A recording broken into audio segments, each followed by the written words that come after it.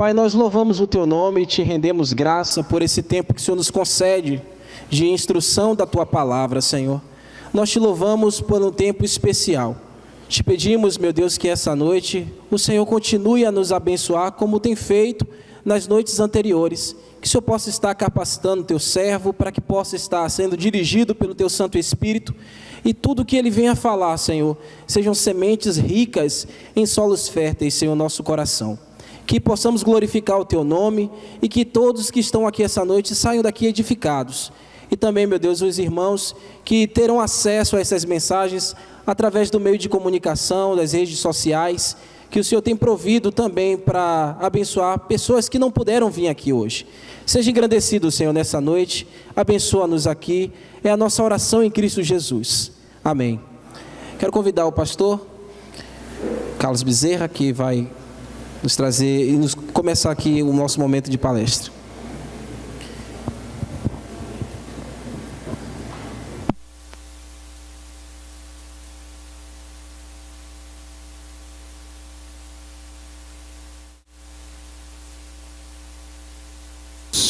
Louvar ao nosso Deus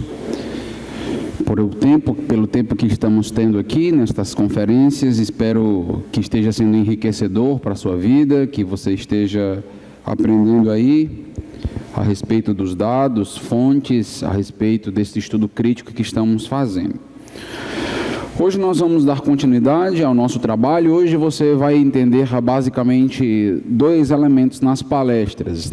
Nesse primeiro momento eu quero trabalhar com os irmãos a respeito da nova crítica textual, o que de fato seria essa nova crítica, entender o novo paradigma para que você possa perceber que os novos livros críticos que estão sendo lançados, eles já estão sendo lançados à luz de uma nova perspectiva da crítica, e você precisa entendê-la, porque senão você vai fazer um julgamento do livro com base no conceito da velha crítica, enquanto eles estão trabalhando em outra crítica, em outro conceito. Então vamos trabalhar isso primeiramente, e vamos também introduzir a discussão oral, da transmissão oral, e dar as respostas para as alegações da crítica em relação à transmissão oral. Então vamos falar um pouquinho sobre essa questão, sobre a mudança de paradigma, sobre a nova crítica textual. Então, um dos grandes nomes ortodoxos dentro da crítica é Daniel Wallace. Eu já tenho mencionado e falado um pouco sobre ele. E Daniel Wallace, ele vai escrever em um de seus artigos o que estaria acontecendo no mundo da crítica textual.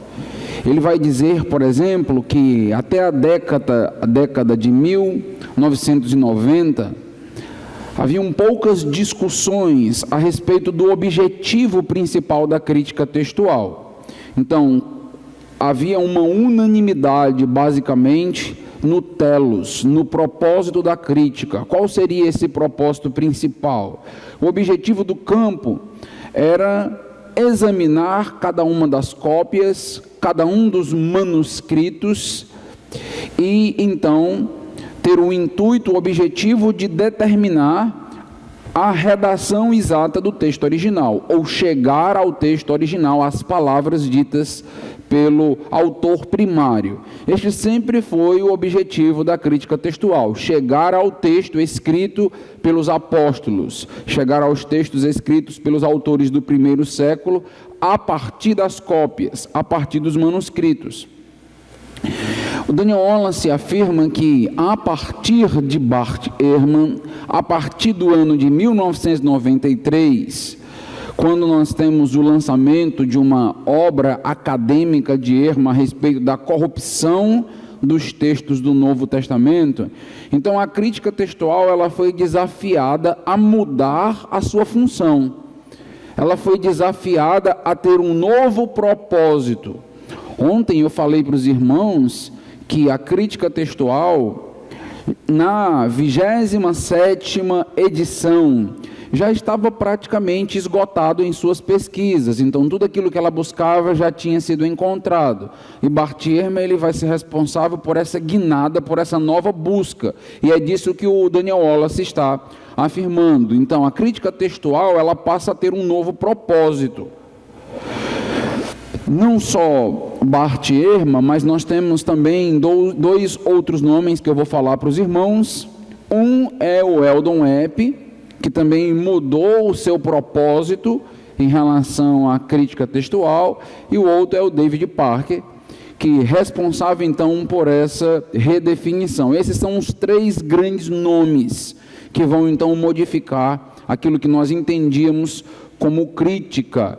Eles entendem que esta mudança é uma mudança lógica, uma mudança necessária.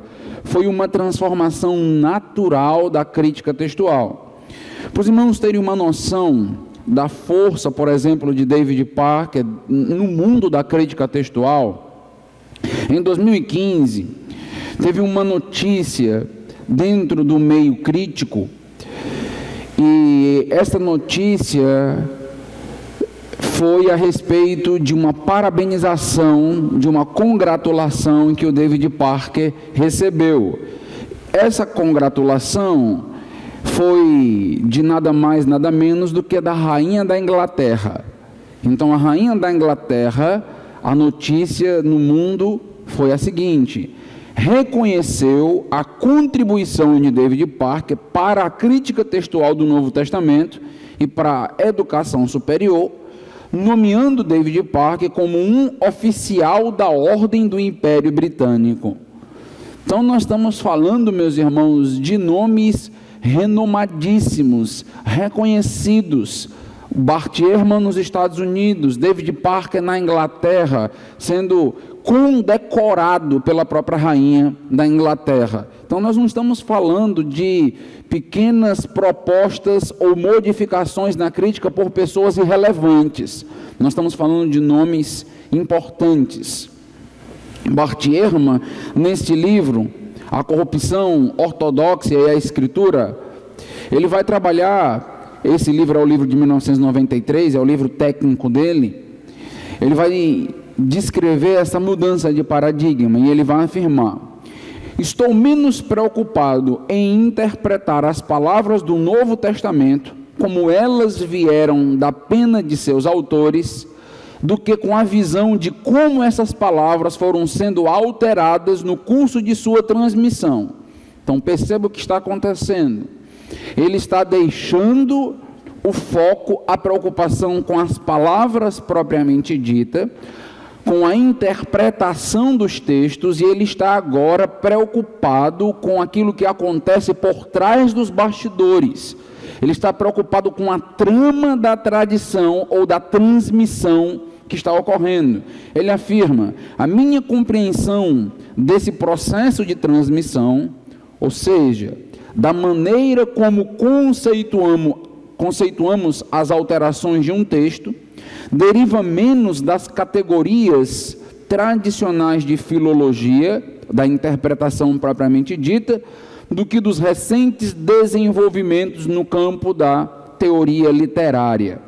Então, o que Ehrman está trabalhando é que a nova hermenêutica está ligada à nova crítica.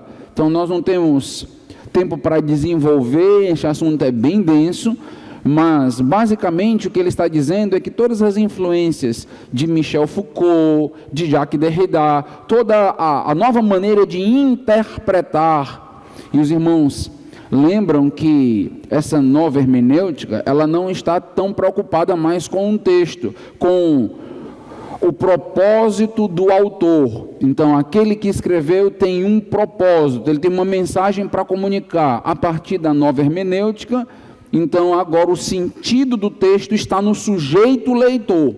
Então, agora eu leio e eu dou a interpretação. Nós não temos mais como descobrir nenhum tipo de propósito do autor. Então, você já deve ter ouvido falar sobre esse tipo de literatura chamada de Reader Response, a resposta do leitor ao texto. E Bart Ehrman está dizendo: toda esta visão da nova hermenêutica, ela influenciou diretamente na visão da nova crítica que eu tenho. O Daniel Wallace afirma que esta concepção, essa declaração de Bart Ehrman, ela precisa ser vista de maneira cuidadosa, de maneira atenciosa. Ela parece ser despretensiosa, mas o que Ehrman estava fazendo, na verdade, era dando início a uma modificação radical no objetivo da crítica textual. Então, a crítica textual vai ter um novo paradigma, vai ter uma nova proposta, como nós iremos perceber. O propósito já não seria exclusivamente lidar com as palavras originais ou buscar os textos originais, mas a proposta agora é lidar com a história por trás de cada texto, é lidar com a história por trás de cada autor. É isto que Bart Ehrman está fazendo. Em outras palavras, ele está aliando alta crítica e baixa crítica. Ele está dizendo que a alta crítica é muito relevante para que eu possa entender a baixa crítica, para que eu possa definir os textos originais. Então, aquelas duas escolas que eu trabalhei para vocês, aquela diferenciação entre alta crítica e baixa crítica, agora estão sendo unificadas, e a baixa crítica depende demais agora de todo aquele contexto da comunidade, de todo o contexto autoral, das interpretações. Não é por acaso, Daniel Wallace menciona, que em alguns momentos públicos, como foi o caso do discurso de Ehrman na presidência da Sociedade Regional do Sudeste de Literatura Bíblica, em 1997, o Bart Ehrman passou a criticar abertamente o que ele classificou como a obsessão modernista acerca da origem dos textos. Então, Bart Ehrman vai começar a afirmar que a crítica textual, ela tem que mudar de patamar. Ela precisa evoluir, ela precisa ser modificada, porque ela não pode mais continuar nesta ideia modernista, uma obsessão moderna de trazer e buscar e revelar os textos. Mas agora nós temos um outro contexto, um novo paradigma. Em 2006, Ehrman, ele vai deixar ainda mais clara a sua posição, quando ele declara em uma entrevista: para mim, a coisa mais emocionante sobre ser um crítico é notar como a crítica textual ultrapassou a sua preocupação míope de tentar determinar algum tipo de texto original.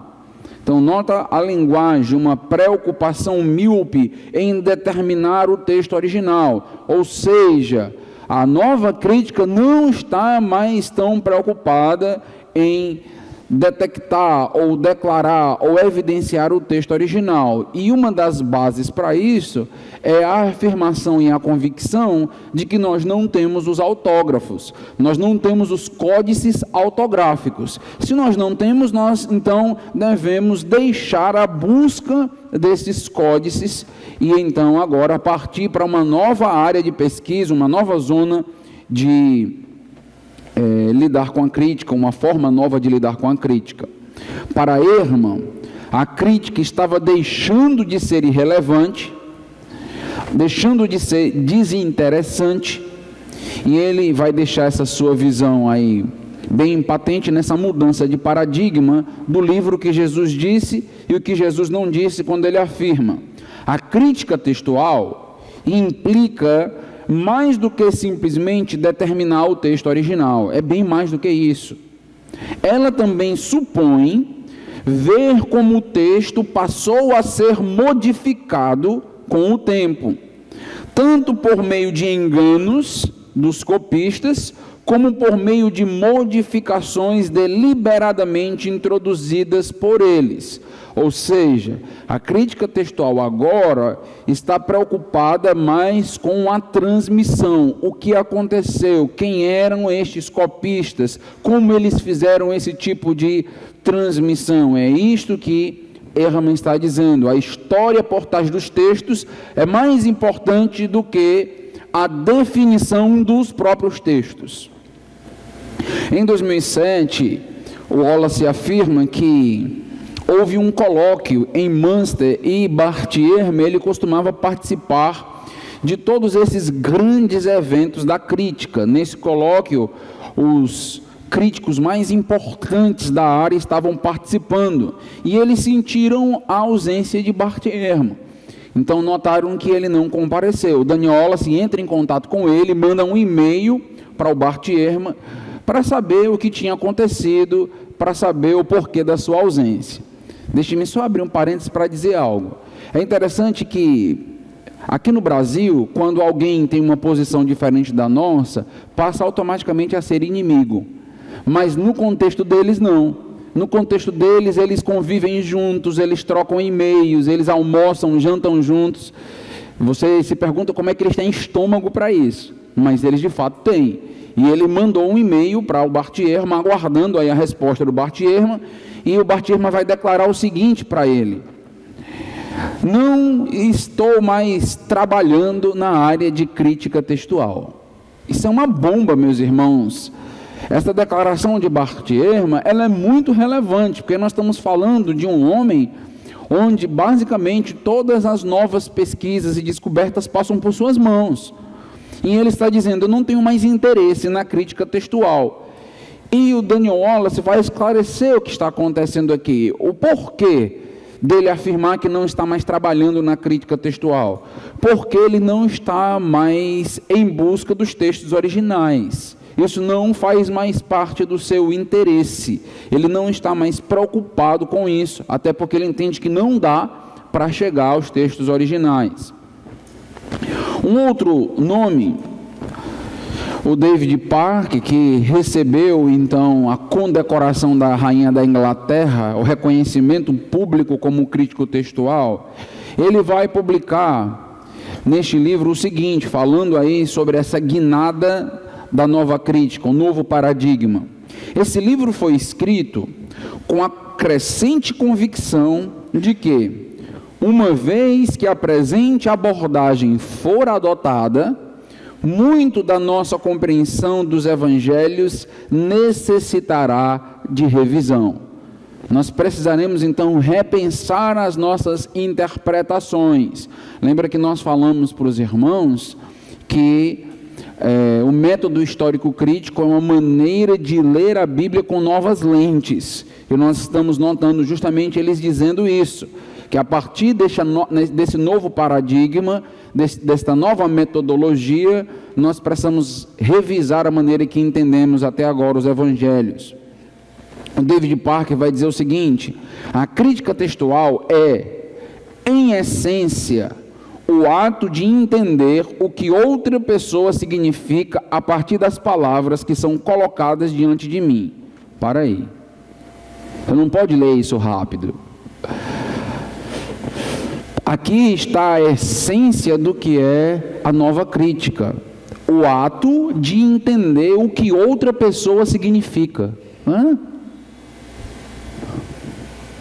Nunca foi este o paradigma da crítica. Agora eu estou preocupado em entender a história dos escribas, quem são os escribas, o que estava acontecendo por trás, o que estava acontecendo nos bastidores, e não mais nas palavras propriamente ditas.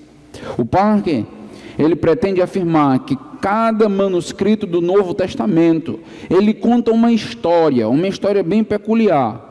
E a tarefa mais importante do crítico textual é descobrir qual é a história do manuscrito. Então, perceba que a crítica textual que nós aprendemos, até Bruce Metzger, por exemplo, e os ortodoxos dos nossos dias, a ideia era você comparar manuscritos, reconhecer as variantes textuais e chegar ao texto original. Agora não. Agora por trás de cada manuscrito tem uma história. Por trás de cada manuscrito tem uma pessoa. E a história por trás do manuscrito, a pessoa por trás do manuscrito é mais importante do que o manuscrito. Então nós estamos notando agora que o foco mudou. O foco agora é muito mais histórico do que manuscritólogo. Então, muito mais preocupado com esse contexto do que com o texto propriamente dito. O David Parker vai defender que não importa mais se os manuscritos diferem uns dos outros, não importa. Variantes textuais, não importa. Porque o objetivo não é mais voltar ao texto original. Esse não é mais o objetivo da nova crítica. Então você não pode ler um livro de Bart Ehrman, de Eldon Epp, do David Parker, e entendendo que ele está dialogando com o nosso conceito de crítica textual. Ele não está fazendo isso. Ou seja, aqueles que leram Bart Ehrman sem ter estudado o que é a nova crítica textual, não entendeu nada de Bart Ehrman até agora. Pode reler. Vá reler novamente todos os textos, porque a base é outra, a análise é outra. O propósito é aprender o que pudermos sobre o meio social. Lembra que eu falei sobre a alta crítica e que nós falamos sobre as comunidades, comunidade lucana, comunidade mateana. Então o propósito agora é entender as comunidades, entender como funcionavam os bastidores, como funcionava a transmissão. O texto não é mais essencial para o cristianismo. Então David Parker está defendendo isso nessa obra, porque a presença do Espírito não está limitada à inspiração da palavra escrita. Nota as implicações disso aqui, meus irmãos. A presença do Espírito não está limitada à inspiração da palavra escrita. Nota que você tem meias verdades aqui. Assim, o Espírito de Deus trabalha na comunidade dos crentes a tal ponto que os desvios do texto autográfico se tornam simplesmente evidências de que o Espírito ainda está vivo e que a Bíblia é um documento vivo e em mudança. A Bíblia é um documento vivo e em mudança, através do agir do Espírito Santo no meio da comunidade. Nota que ao mesmo tempo que você tem aqui um apelo ao agir sobrenatural de Deus, ao agir soberano de Deus na sua igreja e na história, ao mesmo tempo você nota que nós temos um cânon aberto. E não só cânon, nós temos cada livro sendo composto por um agrupamento de textos, com início, meio e fim. E agora não é apenas o cânon que está aberto, mas cada livro está aberto para discutir os textos, retirar textos, incluir textos. Tudo isso está aberto a partir do agir do Espírito Santo na nova crítica. Rudolf Otto, não sei se você já ouviu falar sobre esse nome, ele é bem conhecido dentro da ciência da religião, basicamente é leitura obrigatória dentro da ciência da religião. E o Rudolf Otto, trabalhando sobre o conceito de luminoso, por exemplo, sobre um relacionamento com Deus a partir do luminoso, a partir da irracionalidade. O Rudolf Otto já defendia isso que está acontecendo dentro do novo paradigma da crítica. O Rudolf Otto diz o seguinte, no livro A Ideia do Espírito Santo: não há problema algum, nem mesmo no fato de que os registros da vida de Cristo se acham fragmentados, cheios de inúmeras incertezas, de narrativas lendárias e sobrecarregadas de elementos helenísticos, pois o Espírito Santo sabe e reconhece o que é do Espírito. Então você nota que agora você tem esse agir do Espírito, mas de uma maneira mística dentro da igreja, trazendo então essas definições, ou em outras palavras, nós podemos ter um texto aí imerso de contradições, erros, falhas, variantes, porque no final das contas o Espírito Santo vai trabalhar e vai nos guiando aí, mesmo a Bíblia sendo desta forma. Não precisamos defender, por exemplo, inerrância. Não temos por que defender isso. Não, a Bíblia é cheia de erros mesmo, não tem problema nenhum. Mas o Espírito Santo filtra isso para nós na igreja. Ehrman e Parker eles vão defender a nova crítica. Um outro crítico textual famoso é o Eldon Epp, o Eldon J. Epp.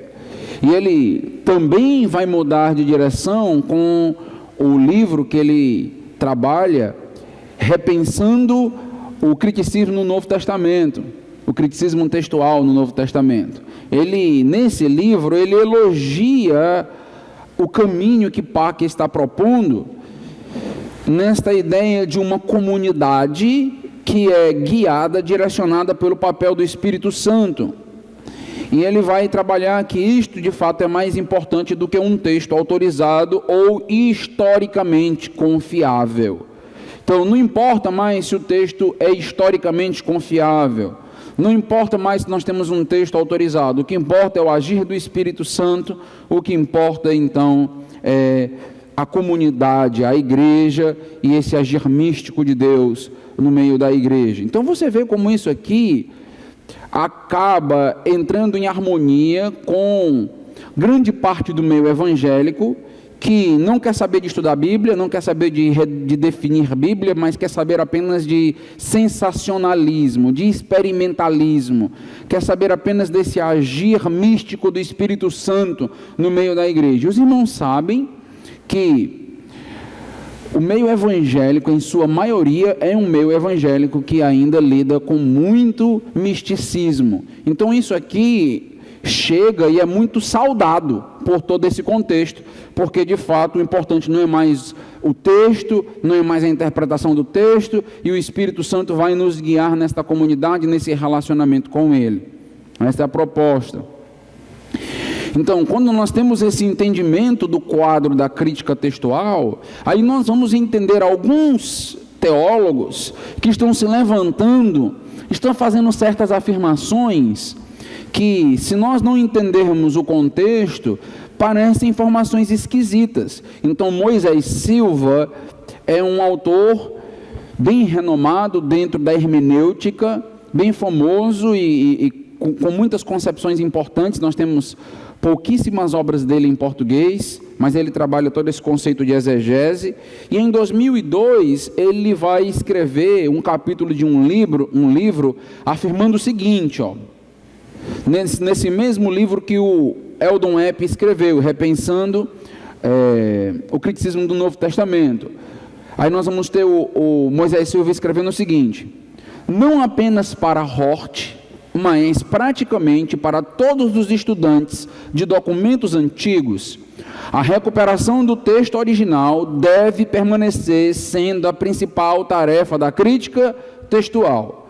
Então nós temos Moisés Silva não aceitando esse novo paradigma, não aceitando essa nova proposta destes críticos importantes. Ele vai dizer: eu não concordo com David Packer ao santificar suas propostas através de um apelo teológico ao texto divinamente inspirado, independente de erros ou dos erros.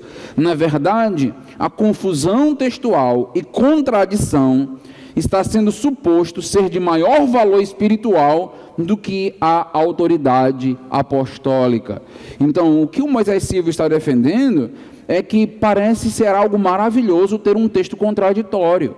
Parece ser algo maravilhoso agora nós termos textos que não concordam entre si, cheios de variantes textuais, cheios de equívocos, um texto inerrante. Por que isso é maravilhoso? Porque foi espiritualizado. A partir desses textos com todos esses erros, nós temos agora a dinâmica do Espírito Santo agindo grandiosamente na igreja. Então o Moisés Silva está dizendo: o que nós estamos fazendo? Nós estamos aí, em nome deste valor espiritual, em nome desse agir do Espírito Santo, nós estamos acabando com toda a autoridade apostólica. Nós estamos acabando com a proposta de termos exatamente aquilo que Deus deixou para nós através dos seus apóstolos.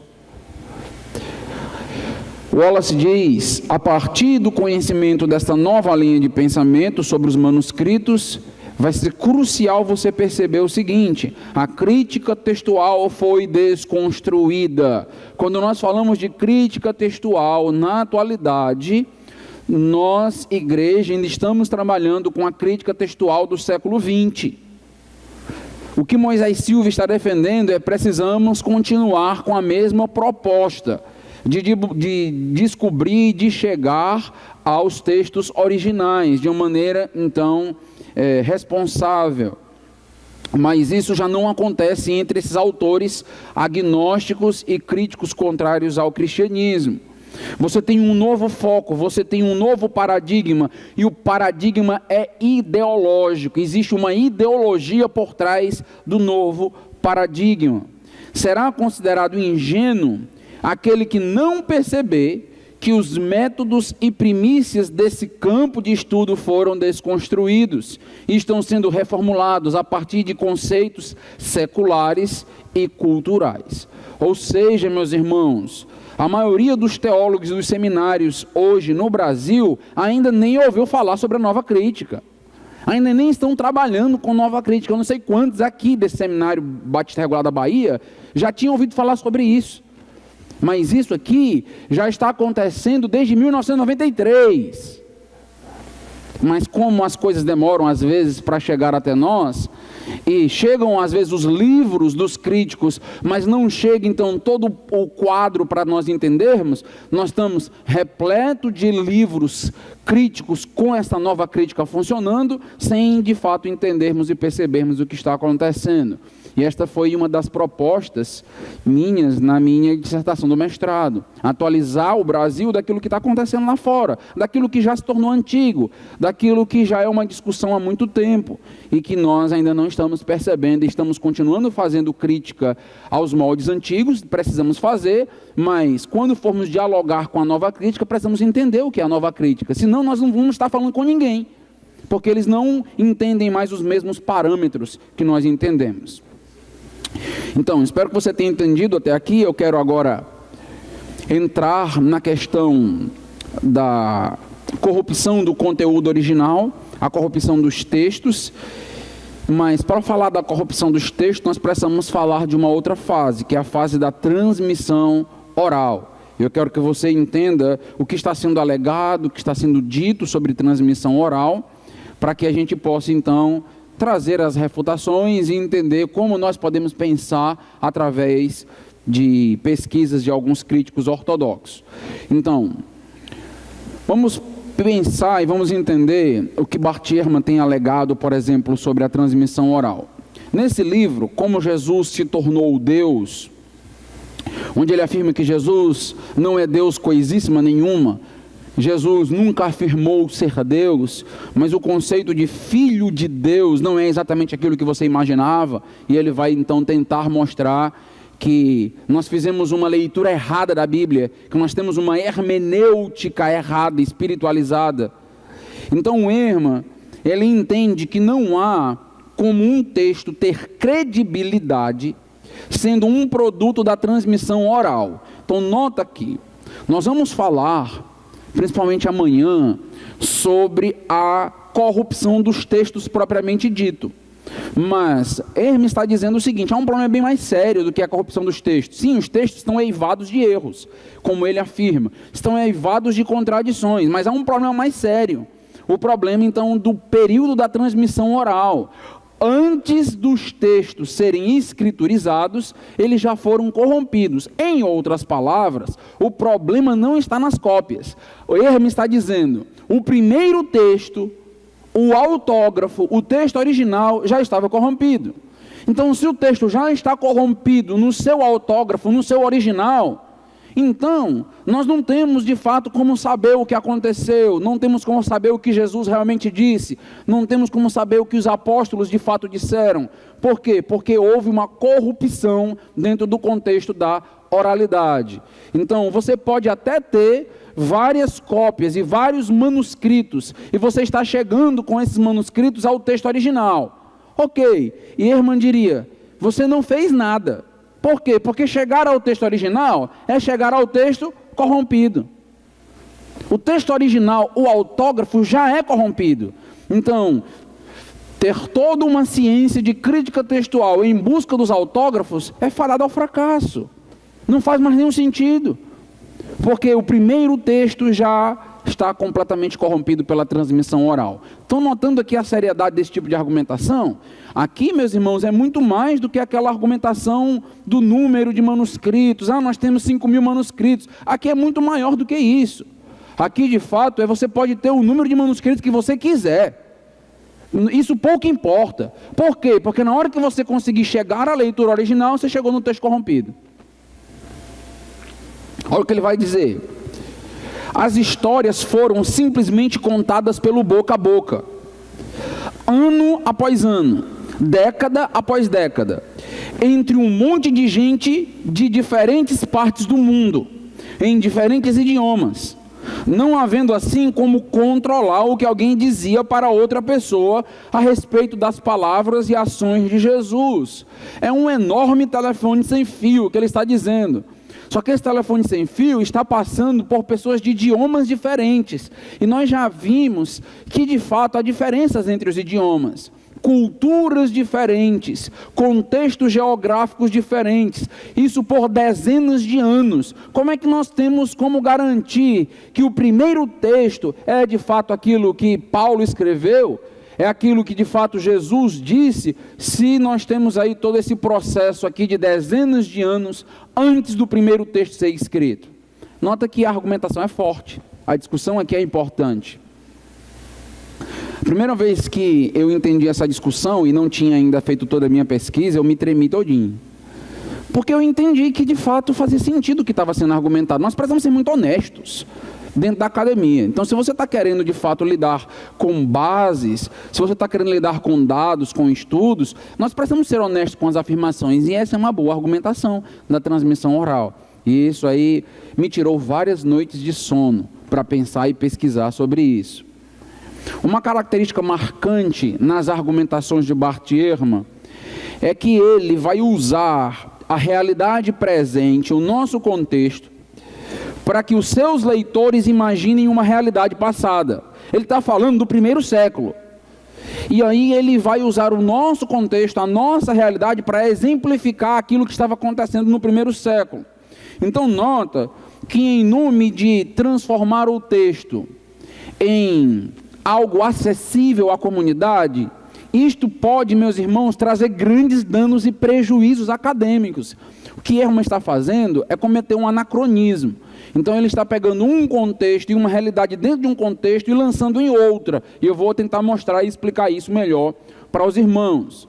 O Ehrman, ele parece não se preocupar em lidar com uma determinada prática em um contexto completamente diferente do outro, em contextos diferentes. O nosso, no século XXI, um contexto tecnológico, a era da informação, é completamente diferente do século I, mas ele parece simplesmente trazer uma analogia que não apresenta essas diferenças. Olha o que ele afirma: todo mundo sabe, esse todo mundo sabe já é para você, já não é para a academia aqui.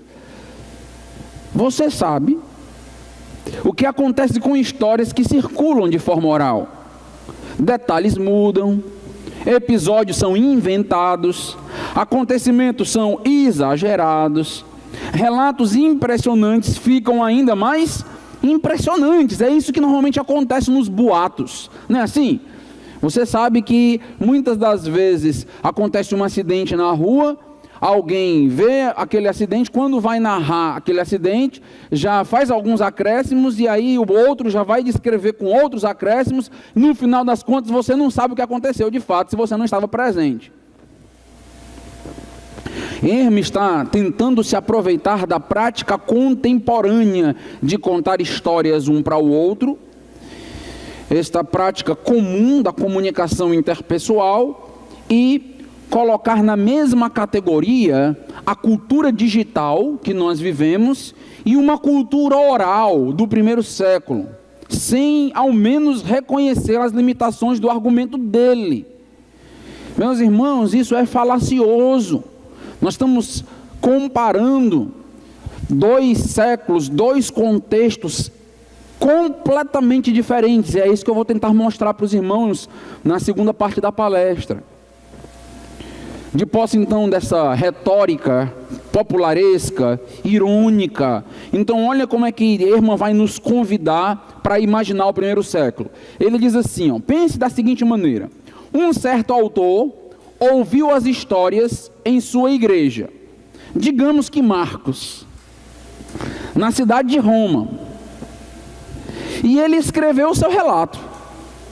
Então, 10 ou 15 anos mais tarde, outro autor em outra cidade leu o relato de Marcos e decidiu escrever o seu, em parte baseado em Marcos, em parte baseado nas histórias que ouviu em suas próprias comunidades. Eis como os evangelhos começaram a surgir. São estes os evangelhos que temos hoje. Então, o que o Ehrman está tentando nos mostrar aqui é o problema sinótico. Se você lembra que a gente tratou aqui, você já estudou sobre isso.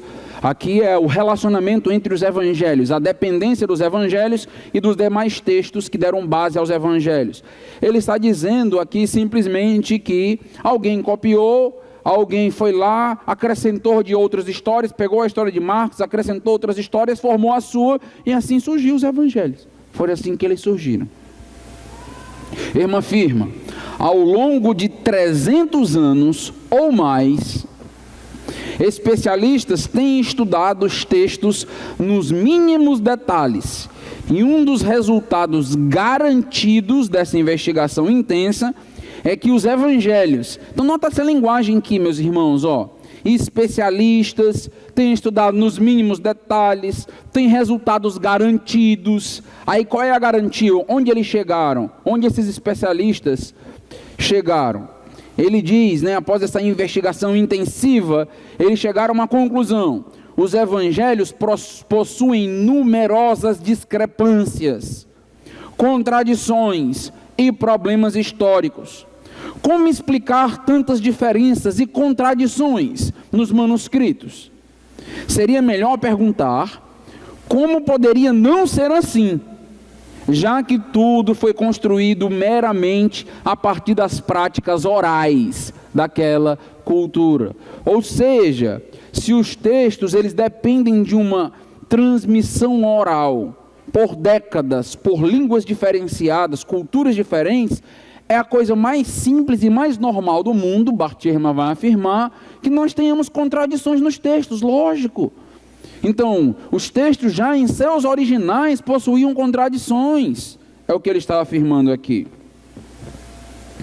A postura cética que nós encontramos aqui em Ehrman pode ser identificada quando ele questiona, por exemplo, o relacionamento de Paulo com o livro de Gálatas, com a carta aos Gálatas. Ele vai afirmar o seguinte: sendo esta carta escrita provavelmente por um copista secretário, os irmãos lembram que ontem na palestra do pastor Marcos, ele colocou, por exemplo, que existem amanuenses. Então são aqueles secretários que eram utilizados para a escrita dentro daquele contexto, que é o caso de Tércio em Romanos, por exemplo. E Ehrman está dizendo que isso é um problema. É exatamente o uso dos amanuenses que é o problema que ele quer levantar. Sendo esta carta escrita por um copista secretário e não pelo próprio Paulo, todos deveriam questionar se, tendo Paulo ditado a carta, teria ele ditado palavra por palavra, ou teria ele exposto o cerne da mensagem e permitido ao copista preencher o restante. Ou seja, os textos foram produzidos como? Então é aquele ditado palavra por palavra, ou você tem ali a permissão do apóstolo Paulo, do apóstolo Pedro, que os seus copistas, seus amanuenses tenham a liberdade para preencher o texto, para escrever aquilo que eles bem quiserem. Ou seja, se isso acontecer, então de fato você não teria os textos apostólicos, você teria os textos dos amanuenses. Então você teria esses homens aí preenchendo partes dos textos, e nós já teríamos partes de Paulo com partes de Tércio. É isso que está sendo alegado por Ehrman. Ele vai afirmar ambos os métodos, tanto o ditado palavra por palavra, como a abertura e a liberdade para os amanuenses, ambos os métodos eram comumente usados nas cartas escritas na antiguidade. Mas sendo esse o procedimento, como podemos saber se o copista preencheu o restante da forma exata que Paulo desejava, ou escreveu exatamente as palavras que Paulo ditou, sem incorrer em qualquer erro. Então, para Herman, o uso dos amanuenses complica a situação, piora a situação, porque com base nesses dois métodos que existiam na época, se Paulo e os demais apóstolos permitiram, então, esses escritores colocarem suas próprias impressões, nós não temos então todo o texto apostólico, nós temos parte de texto apostólico e parte de texto aí de um secretário que você não sabe nem quem é.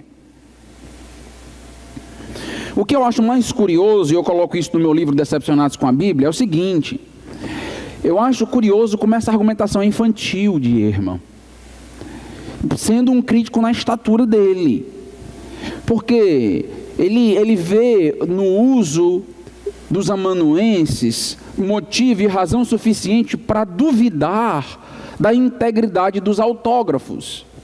Mas, meus irmãos, não é preciso ter conhecimento de crítica textual para presumir que uma carta ditada, ela passaria por uma revisão do próprio Paulo, que ele ia ler a carta que foi enviada. Então não faz nenhum sentido acreditar simplesmente que ele manda uma carta importante para uma igreja e ele simplesmente não lê. Até porque, no final de Gálatas, por exemplo, que é a carta que ele questiona, é dito o seguinte: veja com que letras grandes eu assino a carta. Paulo assinava a carta no final. Isso, meus irmãos, traz implicações para nós de que Paulo lia o material, de que Paulo checava se de fato aquilo que estava sendo dito era aquilo que ele tinha trabalhado, aquilo que ele tinha escrito. A minha pergunta é a seguinte: será que quando Bart Ehrman escreve um livro e manda para a editora, antes de publicar, ele não vê? Ele não passa por ele o material? Ou ele simplesmente deixa que seja escrito qualquer coisa? Por isso que, meus irmãos, que nós temos no nosso contexto contratos sendo assinados entre escritor e editora, porque a editora não tem permissão de mudar as minhas ideias, mudar os meus textos. Nós não devemos pressupor que dentro daquele contexto tudo era permitido, tudo era livre, só porque nós não temos então esse contexto de imprensa tão avançado assim. Logicamente que cartas tão importantes assim eram cartas que Paulo sabia o que estava ali, sabia do seu conteúdo. Lógico, Paulo não assumiria esse risco tão irresponsável, mas é o que ele alega sobre os amanuenses, e o que eu estou dizendo que é uma argumentação completamente infantilizada. Para Ehrman, o conteúdo do Novo Testamento já estaria corrompido antes de sua escriturização. Isso aqui é muito importante, muito importante. Ele afirma, por exemplo, o seguinte: apenas culturas literárias têm interesse pela exata produção dos fatos como eles realmente são. Agora ele está preocupado em diferenciar culturas. É interessante esses críticos, porque quando não convém, eles fazem uma mistura das culturas. Quando convém, eles separam as culturas. Nós precisamos perceber na nossa leitura como os argumentos muitas vezes são convenientes dentro da sua metodologia. E ele está afirmando, então, que somente culturas literárias, como a nossa, por exemplo, têm interesse na exata produção ou reprodução dos fatos, que isso não aconteceria dentro de uma cultura completamente oral. Isto porque nestas culturas, dentro da cultura literária, é possível checar fontes e ver se alguém mudou uma história. Contudo, nas culturas orais, geralmente é até esperado que as histórias de fato mudem. Elas modificam-se todas as vezes que alguém as está contando em um novo contexto. O que Bart Ehrman não leva em consideração é que nós temos o reconhecimento e o aval dos próprios apóstolos em relação aos textos dos outros dentro daquele contexto. Nós vimos ontem pelo menos 2 menções aqui, onde nós temos o reconhecimento, por exemplo, de que os textos dos evangelhos, o texto de Lucas, que é colocado em pé de igualdade com Deuteronômio, chamado de Escritura, era considerado um texto inspirado dentro daquele contexto. Nós temos também Pedro reconhecendo que as cartas de Paulo tinham o valor das escrituras do Antigo Testamento, ou seja, naquele contexto nós já temos o reconhecimento dos próprios apóstolos em relação aos outros dos seus textos. Então nós não temos esse contexto completamente anárquico que está sendo criado por Bart Ehrman, no sentido de que não temos como reconhecer nenhum texto e de que as modificações aconteceriam de qualquer forma e de qualquer maneira. Interessante o seguinte, interessante que essa argumentação dele, quando ele vai falar, por exemplo, sobre as modificações que deveriam se esperar dentro de uma cultura oral, essas modificações só são aplicadas quando Ehrman está tratando sobre corrupção dos textos. Então ele diz, olha, os textos foram corrompidos, porque era um costume mudar os textos. Mas ele não aplica, por exemplo, essa ideia de contar uma história por lentes diferentes, por ângulos diferentes aos evangelhos. Para mostrar, por exemplo, que os evangelhos, eles de fato são contados pelo ângulo do próprio Lucas, pelo ângulo do próprio João, do próprio Mateus, e que cada um tem, então, suas próprias preferências e definições. E isso explicaria o que ele chama de incoerência, porque cada um dos autores vai construir a sua história com o propósito que cada um deles tem. Eu não tenho tempo para desenvolver, mas eu quero só tocar nisso para os irmãos entenderem algo. Por exemplo, quando você lê o Evangelho de Mateus, o Evangelho de Mateus começa com a cronologia. Os irmãos lembram lá que ele é dividido em 3 partes de 14. E o Evangelho de Mateus, ele vai trabalhar Jesus como o filho de Davi. Está logo no primeiro versículo. Ele é o filho de Davi. Então, para o Evangelho de Mateus, Jesus é o filho de Davi e tudo que for construído no livro tem essa pretensão de mostrar que ele é o descendente de Davi, que ele é o rei, que ele é o Messias esperado pelos judeus. Este é o propósito do livro. Quando você chega em Marcos, Marcos começa no primeiro versículo, Marcos 1:1, dizendo que Jesus é o filho de Deus. Opa! A pretensão agora mudou, o foco mudou. Todo o evangelho de Marcos vai ser construído com a intenção de mostrar que ele é filho de Deus e não mais que ele é filho de Davi. E se é assim, tudo que tem no evangelho de Marcos coopera para essa proposta do autor. O autor tem uma proposta, ele vai construir, vai narrar todas as histórias com a proposta de mostrar que Jesus é filho de Deus, de mostrar e provar a divindade de Jesus. Do início ao fim do livro isso vai acontecer. Tanto que no final de Marcos, quando Jesus está ali na cruz, a declaração é: este é realmente o Filho de Deus. Você tem no início de Marcos que ele é Filho de Deus, no final de Marcos que é Filho de Deus. Nós chamamos isso de um inclusio. É uma figura literária onde ele começa com uma ideia, termina com uma ideia, e tudo que está no meio dessas duas ideias é o desenvolvimento do conceito. Isso é Marcos. Quando você chega, por exemplo, em Mateus, logo no capítulo 1, nós temos a descrição de que Jesus é o Emanuel. Lembra disso? Jesus é o Emanuel. O que significa Emanuel? Deus conosco. Como é que termina o evangelho de Mateus? Eis que estarei com Emanuel. Do início ao fim, essa é a construção de Mateus.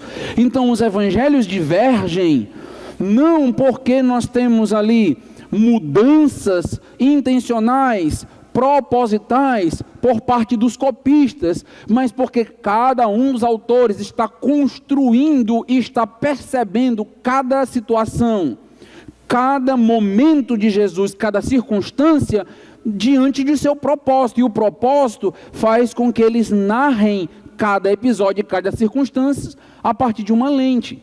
Então estas são as diferenças. Por isso que em um evangelho, às vezes ele faz uma descrição de uma mulher, no outro ele não vê importância. Então no capítulo 8 do livro Decepcionados com a Bíblia que eu escrevi, eu mostro, por exemplo, como os 4 evangelhos, na realidade os três sinóticos, Mateus, Marcos e Lucas, como eles narram de maneira diferente o batismo de Jesus.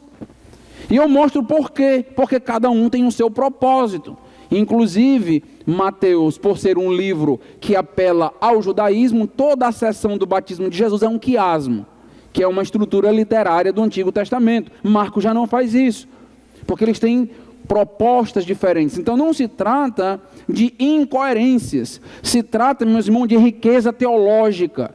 Se trata sim de cada autor construindo a partir de um propósito, de uma lente, e no final das contas tudo isso nos enriquece, porque nós temos agora não mais uma teologia, mas nós temos agora a teologia de Mateus, a teologia de Marcos, a teologia de Lucas, e elas vão todas caminhar com o propósito de enriquecer o cânon e de nos dar agora percepções bem maiores e melhores sobre o todo da vida de Jesus. Isto é muito mais rico do que olhar para a Bíblia simplesmente como um texto repleto de contradições e incoerências.